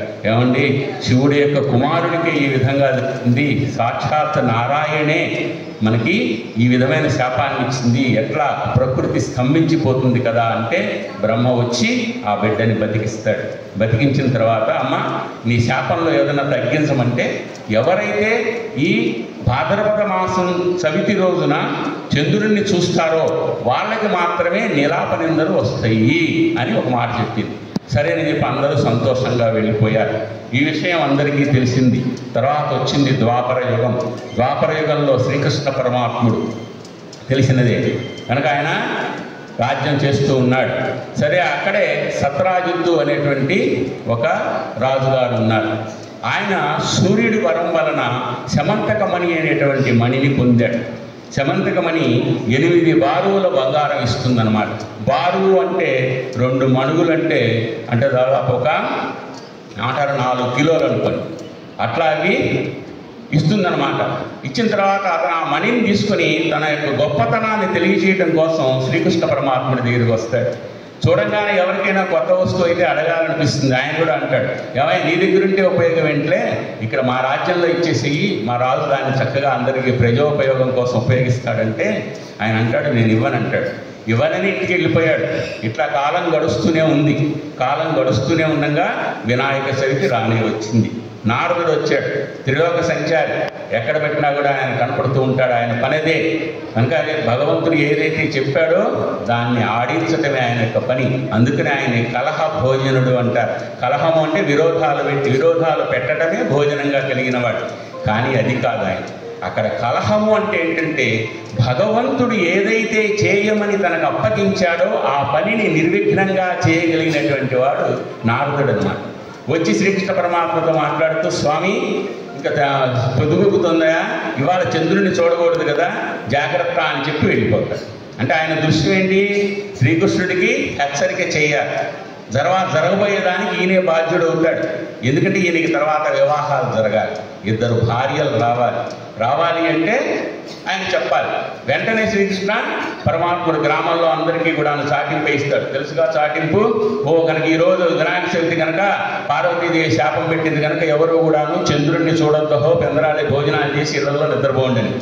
సరే, వాళ్ళందరూ పడుకున్నారు. కానీ ఈయన పడుకుంటే వాళ్ళకి నిద్ర పడతాయి కదా. చూడండి, రాత్రిపూట అన్నం తినలేదు అనుకోండి, నిద్ర రాదనమాట, మెలకుగానే ఉంటాం. అందుకని ఆయనకి నిద్ర పట్ల ఆయన రాత్రిపూట పడుకోబోయే ముందర ఆవు పాలు తాగేటువంటి వాడు. వెంటనే గుర్తొచ్చి ఆయన వెళ్ళి ఆవు పాలు తీద్దామని చెప్పి, చంద్రుడిని చూడలేదు కానీ ఆవు పాలు తీద్దామని ఆ బంగారు గిన్నెలో ఆవు పాలు వెతుకుతూ ఉంటే చంద్రుడి యొక్క ప్రతిబింబం కనపడింది. చంద్రుని చూసినా బింబాన్ని చూసినా ఒకటే. వెంటనే అతను అనుకున్నాడు, ఏదో నాకు మూడింది అని. సరేలే వచ్చాడు. కనుక కాలం గడుస్తుండగా సత్రాజిత్తు యొక్క తమ్ముడైన కనుక ఆయన తమ్ముడు పేరు అతను ఏం చేశాడంటే ఈ శమంతకమణిని తీసుకొని అక్కడి నుంచి వేటకెళ్ళాడు. మెడలో వేసుకుని హారంలో ధరించి వెళ్ళాడు. అది ఎర్రగా మెరుస్తూ ఉంటుందన్నమాట సూర్యకిరణాలు పడినప్పుడు. అక్కడే ఒక సింహం వచ్చింది, చూసింది. ఆయన మెడలో ఉన్నటువంటి శమంతకమణి ఒక మాంసం ముక్కగా అనుకుని అతన్ని చంపేసి దాన్ని తీసుకుని వెళ్ళింది. అక్కడే ఉన్నటువంటి జాంబవంతుడు దాన్ని చంపేసి దాన్ని తీసుకెళ్ళి తన కుమార్తె ఉన్నటువంటి ఆ ఇంట్లో ఒక ఉయ్యాల ఉందన్నమాట. దీంట్లో అనేక రకాలైనటువంటి కథలు ఉన్నాయి. జాంబవతి కాదు ఉయ్యాల్లో ఉన్నది. అప్పటికి జాంబవతికి 16 సంవత్సరాలు ఉంటాయి. జాంబవతి తర్వాత పుట్టినటువంటి ఒక పిల్లో ఉయ్యాల్లో ఉన్నారు. ఈయన తీసుకెళ్ళి ఉయ్యాల్లో మనం చెక్క ఉయ్యాలు వేసి ఉయ్యాల్లో పిల్లలు ఆడుకోవటం కోసం లేచిన తర్వాత బొమ్మలు కడుతుంటాం, అట్లా కట్టాడు. సరే, వెంటనే సత్రాజిత్తు చెప్పాడు, నా తమ్ముడిని చంపేసేసి శ్రీకృష్ణ పరమాత్ముడే కనుక ఈ మణిని అపహరించాడని. అది ఎట్లాగయ్యా అంటే, నేను ఆయన ఇంటికి వెళ్ళినప్పుడు ఆయనే అడిగాడు. ఏదైనా అంతే కదా, ఎవరైనా అడిగారనుకోండి, మన వస్తువు పోతే వాళ్ళే తీసుకుంటారనే అనుమానం కలుగుతుంది, సహజం. వెంటనే అతను సరేనని చెప్పి ఏం చేస్తానని చెప్పి వెతుకుదామని బయలుదేరినప్పుడు అక్కడికి వెళ్ళినప్పుడు అతని యొక్క దేహం కనపడింది, మృతదేహం. అక్కడి నుంచి సింహపు అరుగుల జాడలు కనపడ్డాయి. ఆ జాడల బట్టి ముందుకు పోతూ ఉంటే అక్కడ భల్లూకం యొక్క అడుగులు కనపడ్డాయి. జాంబవంతుడి యొక్క అక్కడి నుంచి ఒక గుహలోకి వెళ్ళినాయి. గుహలో ఒక బాలిక నిల్చుని ఆ ఉయ్యాలను ఊగిస్తూ ఉంది. ఆ ఉయ్యాల పైన అది కట్టి ఉన్నదన్నమాట, ఆ సమంతకమణి. దాన్ని చూసి ఆయనకి ప్రాణం లేచి వచ్చినట్టయింది. మనకు కావాల్సిన వస్తువు వస్తే మనం ఏం చేస్తాం? చూసినప్పుడు ఎవరికి తెలియకుండాగానో, ఎవరికి అర్థం కాకుండాగానో ప్రశాంతంగా పిల్లిలాగా నడుచుకుంటూ వెళ్ళి లోపలికి తీసుకుంటాం. అట్లాగే కృష్ణ పరమాత్ముడు కూడా శబ్దం రాకుండా వెళ్ళి ఆ మణిని పట్టుకుంటాడు. వెంటనే ఆ పిల్ల పెద్దగా అరుస్తుంది, జాంబవంతుడు వస్తాడు, ఇద్దరు కూడా యుద్ధం చేస్తాడు. 28 రోజుల పాటు యుద్ధం చేస్తారు. ఆ యుద్ధంలో జాంబవంతుడి యొక్క శక్తి తగ్గుతుందన్నమాట. అప్పుడు అర్థమవుతుంది ఎవరో కాదు, ఈయన త్రేతాయుగంలో శ్రీరామచంద్రుడే. రావణ సంహారం అయిపోయిన తర్వాత నీకేం కావాలని శ్రీరామచంద్రుడు అడిగినప్పుడు ఒక్కసారి మీతో యుద్ధం చేయాలండి అని అడుగుతాడు. ఎవడన్నా అడుగుతాడా? కానీ జాంబవంతుడు అడిగాడు. సరేలే, భవిష్యత్తులో నీకు జరుగుతుందిలే అన్నాడు. కనుక వెంటనే ఇప్పుడు అతనికి గుర్తొస్తుంది ఎవరో కాదు ఆయన త్రేతాయుగం నాటి శ్రీరామచంద్రుడే నా ప్రభువేనని చెప్పి ఆయన పాదాలను ఆశ్రయించి, కనుక శరీరం అంతా గాయాలైతే కృష్ణ పరమాత్మ ఆయన శరీరాన్ని నిమరటంతో గాయాలన్నీ పోయి అందుకు సంతోషంగా మణితో పాటు జాంబవతిని కూడా ఆయనతో పాటు ఇచ్చి పంపిస్తాడు. ఆయన తీసుకొచ్చి అందరినీ కూడా ఎప్పుడు కూడా ఎదుటి వాళ్ళ యొక్క వస్తువు ఇవ్వాలి అంటే గుర్తుపెట్టుకోండి మీరందరూ పిల్లలు, భవిష్యత్తులో మీకు చాలా ఉపయోగపడే మాట. ఎదుటి వాళ్ళ దగ్గర ఏదన్నా వస్తువు తీసుకున్నప్పుడు అది ముఖ్యంగా డబ్బులు కానీ బంగారంలో ఒకసారి మన ఆడవాళ్ళు ఏం చేస్తుంటారంటే నా దగ్గర నగలేదని పక్కింటి వాళ్ళ దగ్గర నగ తీసుకెళ్ళడం బాగానే ఉంది. ఎవరు ఇచ్చినా ఎవరు తీసుకున్నా కూడాను నలుగురిలో ఇవ్వటం నేర్చుకోవాలి. ఎప్పుడు ఒంటరిగా ఇవ్వకూడదు. లేకపోతే నా పోటీ ఆస్పరులు ఉంటారు, నాకు ఎప్పుడు ఇచ్చావని అడుగుతారు. అందుకని ఇప్పుడు అట్లా ఇవ్వకూడదు అనమాట.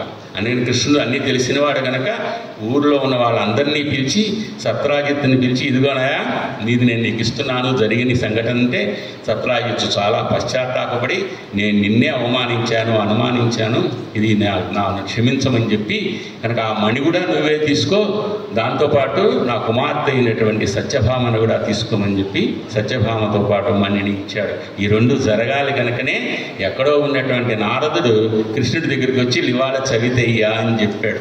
అంటే ధర్మగర్భంగా ఏం చెప్పాడంటే నువ్వు రాత్రికి తప్పనిసరిగా పాలు తాగు, ఆ పాలల్లో చంద్రుణ్ణి చూడు, ఇవన్నీ జరిగితేనే నీకు ఇవన్నీ వస్తాయి అనే సూచనని అతనికి ఇవ్వటం అనేటువంటిది జరిగింది. సరేలే, ఇట్లా అతనేంటంటే గొప్పవాడు కనుక, మా పరమాత్ముడు కనుక అతని మీద వచ్చినటువంటి దాన్ని పోగొట్టుకున్నాడు. సామాన్య ప్రజలు, మునులు, ఋషులు వీళ్ళందరూ ఎట్లా పోగొట్టుకోలేరు కదా. అప్పుడు దేవతలు వాళ్ళందరూ కూడా ఈయన అడుగుతారు, ఏమయ్యా నువ్వైతే గొప్పవాడివి బాగానే ఉంది, మరి మాబోటి వాళ్ళు ఏం చేయాలి, సామాన్య ప్రజలు ఏం చేయాలి అంటే అప్పుడు ఆయన ఇంకొద్దిగా సరళిస్తాడు. ఏంటంటే వినాయక చవితి రోజున ఎవరైతే వినాయకుని పూజ చేసుకుని వినాయకుని కథని విని వినాయకుని అక్షింతలను ఆశీస్సులుగా తీసుకుంటారో వాళ్ళు చంద్రుడిని చూసి, ఏ విధంగా చంద్రుడిని చూసినా సరే దాని యొక్క నీలాపనిందలు పొందరు అని చెప్పి చెప్పడం అనేది జరిగింది. కనుక అప్పటి నుంచి కూడాను ఇప్పటి వరకు కూడాను కనుక దేవతలు, ఋషులు అందరూ కూడా వాళ్ళు కూడా అందరూ మానవులందరూ కూడా చేస్తూనే ఉన్నారు. ఇది అందరికీ సంబంధించినటువంటిది. మనకి సిద్ధిని కలిగించేవాడు, బుద్ధిని ఇచ్చేవాడు. చాలామంది అంటుంటారు సహజంగా వినాయకుడు బ్రహ్మచారి, ఆయనకి వివాహం కాలేదు, కానీ చమత్కారంగా చెప్పారు ఆయన యొక్క భార్యలు సిద్ధి బుద్ధి అని. సిద్ధి బుద్ధి అంటే మమ్మల్ని కూడా అంటుంటారు. మరి మా ఆవిడ ఎవరితో అన్నా వాళ్ళతో మాట్లాడిందనుకో, ఏమండి నేను మా ఆయనకి మొదటి భార్యని, ఇంతకంటే పెద్ద భార్య ఇంకో ఉంది ఆఫీస్ అంటుంది, విద్యాలయ అంటుంది. అట్లాగే ఆయన సిద్ధిని బుద్ధిని మనకి ఇస్తాడు కాబట్టి ఆ రెండింటిని కూడా భార్యలుగా మార్చి, అంటే భార్యల్ని ఎంత ప్రేమగా చూసుకుంటాడో ప్రజల కోసం అని చెప్పి ఈ రెండింటిని కూడాను ఇస్తాడు అనేటువంటి నేపథ్యంలో ఈ చెప్పడం అనేది జరిగింది. సిద్ధి అంటే మనకు కావాల్సినవన్నీ ఇవ్వటం, బుద్ధి అంటే మనకు అవసరమైంది, మార్కెట్లో దొరకంది, ప్రస్తుతం మనకి లేనిది. కనుక ఈ మూడింటిలో ఈ మూడు గుణాలు ఉన్నటువంటి బుద్ధిని మనందరం కూడాను ఉపయోగించాలన్నమాట. బాగా మంచి కోసం ఉపయోగించుకుని మీ భవిష్యత్తుకు మీరందరూ కూడా మంచి బాటలు వేసుకుంటారని తెలుస్తూ అనమాట. గణపతి బాప్పా, గణపతి బాప్పా, గణపతి బాప్ప